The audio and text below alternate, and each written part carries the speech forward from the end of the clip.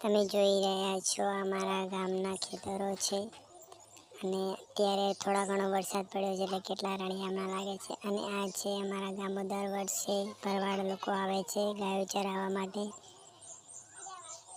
અને હા, તમે જોઈ શકો ગામના નંદી છે અને આ લોકોએ બાજરી પલાળી દીધી છે તો એમના પૂળા ઊભા કર્યા છે સુકાઈ જાય એના માટે. જો એને ગાંઠિયા કંઈક કૂબા જેવું બનાવે છે, એનાથી જલ્દી સુકાઈ જાય છે બાજરી.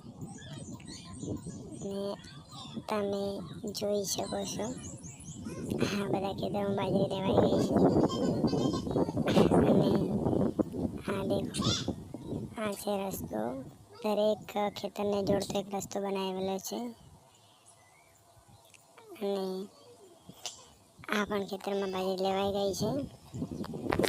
અને દેખો બીજા નંદી વધારી રહ્યા છે મારા ગામના છે. તમે અહીંયા ગામમાં ઘણા બધા ફરતા હોય છે નંદી, કેમ કે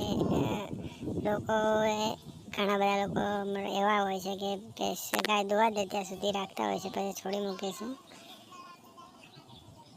આ બાજુ બધી બાજુ લેવાઈ ગઈ છે. બસ હવે અમે પહોંચી ગયા છે અમારા જ્યાં કામ હતું ત્યાં પહોંચવા આવ્યા છીએ. અમારા ગામનું ભરું છે ત્યાં આગળ અમે પહોંચી ગયા. અને ત્યાં આગળ પહોંચ્યા બસ નીકળ્યા. આ દેખો તમે સુંદર અમારું ગામ. ક્યાં અહીંયા સ્કૂલ છે ને આ તમે જોઈ શકો છો આ અમારા ગામનું દવાખાનું થોડા દિવસો પહેલાં જ કમ્પ્લીટ થઈ ગયું છે. અને અહીંયા તમે જોઈ શકો છો એ દાદાનું મંદિર છે, ત્યાં લોકો દર્શન કરવા દર પાંચમે આવતા હોય છે. ખૂબ જ લોકો આવે છે દર પાંચમે.